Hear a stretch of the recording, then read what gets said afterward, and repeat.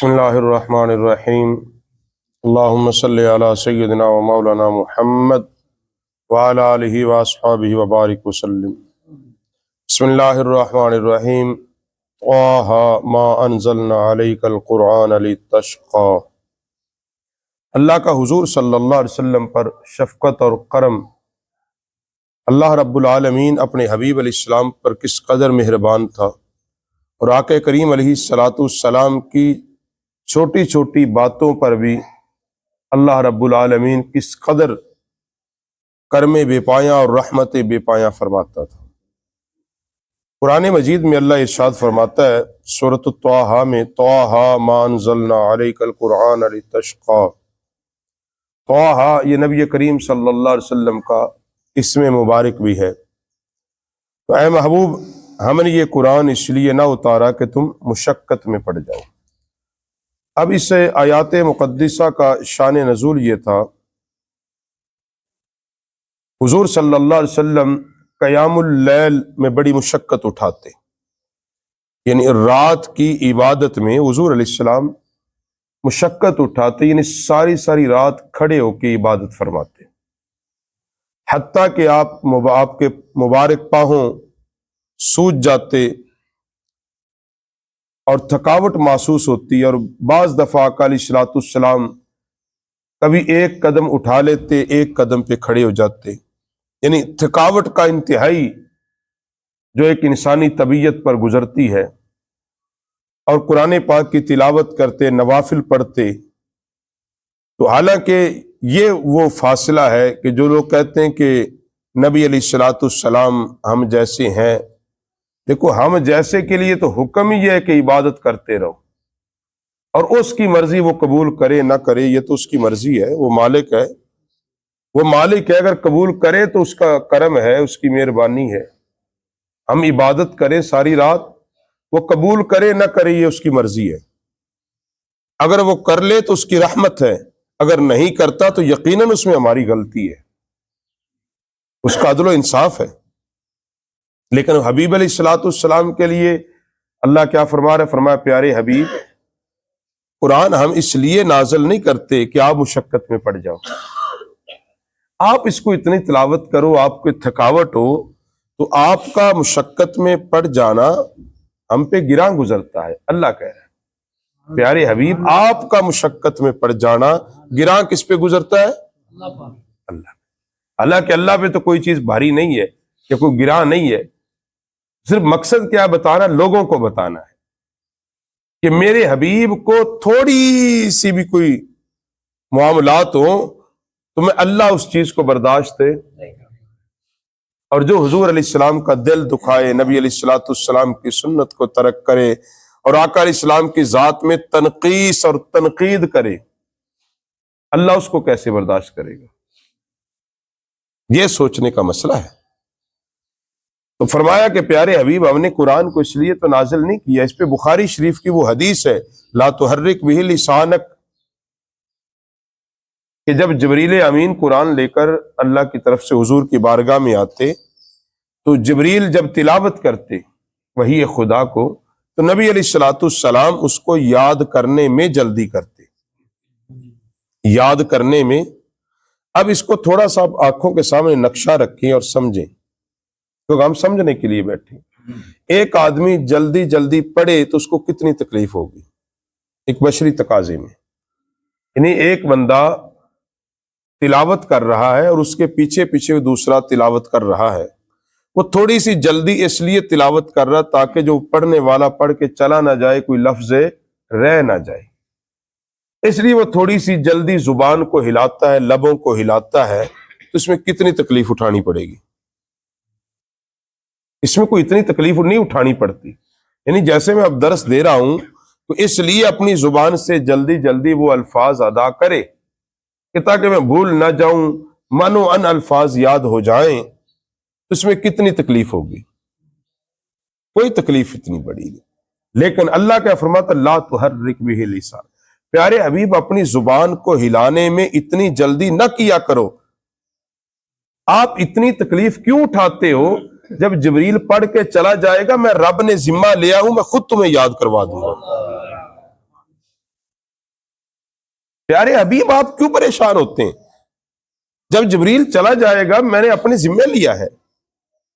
تو جس رب کو حبیب کی اتنی تکلیف بھی گوارا نہیں، جس رب کو حبیب کی اتنی تکلیف گوارا نہیں کہ جلدی زبان ہلائے اس پریشانی سے کہیں جبریل پوری وحی خدا میں سن لوں، تو فرمائے جبریل کا تو آنا جانا ایک خدمت کے طور پہ ہے پیارے حبیب، یہ تو ضابطے کے طور پہ ہے، ایک ضابطے اور قانون کے طور پہ یہ معاملہ ہے۔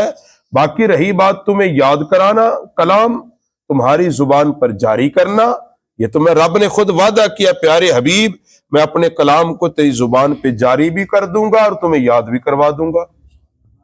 تو جو رب اتنی تکلیف برداشت نہیں کرتا تو وہ رب جو حضور علیہ السلام کے دل کو ٹھیس پہنچاتے ہیں وہ کیا منہ دکھائیں گے حشر کو؟ ٹھیس پہنچانے سے میری یہاں مراد جو نبی علیہ السلام کی اولاد پر تان کرتے ہیں، یا جن لوگوں نے سیدہ کائنات کے قبر اطہر پہ بلڈوزر چلایا ہے 100 سال پہلے، تو کیا نبی علیہ السلام کے دل کو تکلیف نہیں پہنچی؟ جی حضور علیہ السلام کی اولادوں کی قبروں پر اور صحاب کی قبروں پر اور ماں کی قبر پر بلڈوزر چلایا، تو کیا نبی علیہ السلام کو اس کے دل کو تکلیف نہیں پہنچی ہوگی؟ پہنچی ہوگی نا۔ تو نبی علیہ السلام کے دل کی تکلیف کو کیا رب برداشت کرے گا؟ تو پھر کیسے وہ لوگ عروج پا سکتے ہیں جنہوں نے نبی علیہ السلام کا دل دکھایا ہو بحیثیت مسلمان اور بحیثیت امتی ہونے کے، اور ہر اس بات پہ شرک اور بدعت کا فتویٰ لگا دیا ہو؟ یعنی آپ اندازہ لگا لیں، یہ ضمناً بات آ گئی، آپ اس بات سے اندازہ لگائیں کہ کس طرف جا رہے ہیں ہم بحیثیت امتی، کہ نبی علیہ السلام کے نقش و نگار مٹا دیے یہ کہہ کر کہ یہ بدعت ہے اور یہ شرک ہے، اور اپنے مجسمے گاڑ دیے یہ کہہ کر کہ یہ عجائبات ہے۔ یہ سمجھو، اپنے مجسمے میوزیم میں رکھ دیے، عجائبات میں رکھ دیے، تاکہ جی آنے والے لوگوں کو یاد رہے کہ یہ کسی بادشاہ کے، کسی ملک کے بادشاہ تھے، ان کی بڑی کوئی خدمات تھی۔ یعنی اپنی خدمات کا اعتراف کروانے کے لیے اس حد تک، اور جس کا اعتراف خود رب جس کی خدمت کا اعتراف کرے، رسول اعظم صلی اللہ علیہ وسلم کی ذات اقدس کے وہ تمام نقش و نگار مٹا دیے جائیں یہ کہہ کر کہ یہ شرک و بدعت ہے۔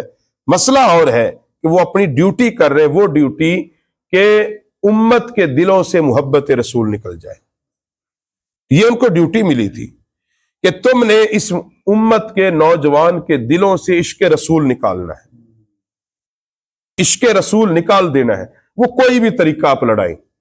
تو وہ اپنی ڈیوٹی کر رہے ہیں کہ وہ امت کے دلوں سے محبت رسول نکال کر اپنی اور یہود اور ہنود کی محبت ڈال رہے ہیں۔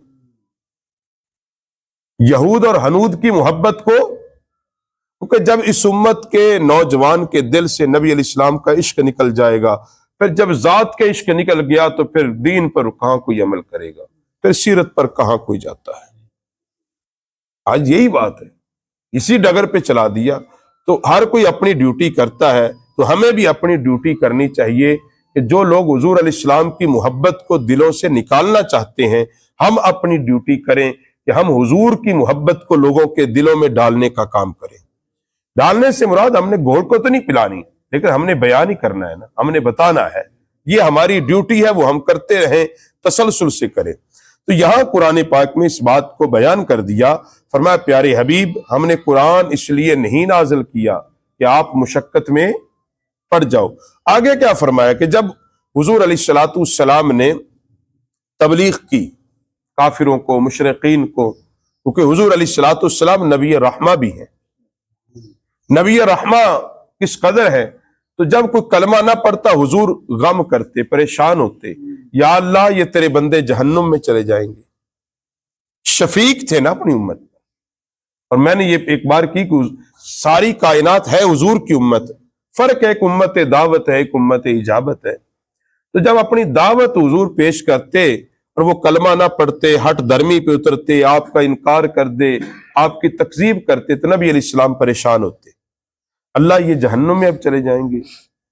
تو وہ جو پریشانی حضور علیہ السلام جو غم کرتے، تو اللہ اس کو بیان کرتا ہے سورۃ الکہف کے اندر، فرمایا فَلَعَلَّكَ بَاخِعٌ نَفْسَكَ عَلَىٰ آثَارِهِمْ اِلَّمْ يُؤْمِنُوا بِهَذَا الْحَدِيثِ أَسَفًا، فرمایا تو کہیں تم اپنی جان پر کھیل جاؤ گے ان کے پیچھے اگر وہ اس بات پر ایمان نہ لائیں۔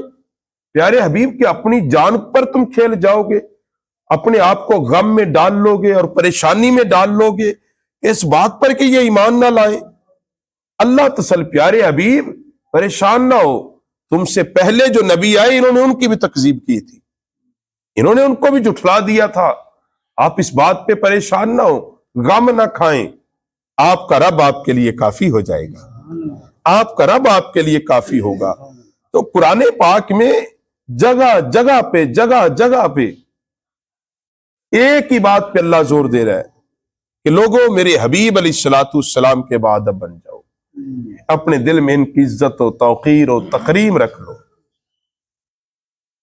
ایک ہی بات کہ حضور علیہ السلام کو تسلی اور تشفی دی جا رہی ہے، قدم قدم پہ نبی کریم صلی اللہ علیہ وسلم کی ہر تکلیف کا اللہ رب العالمین تسلی اور تشفی اور اپنا کرم بے پایا اور شفقت اور رحمت کا معاملہ فرما رہا ہے۔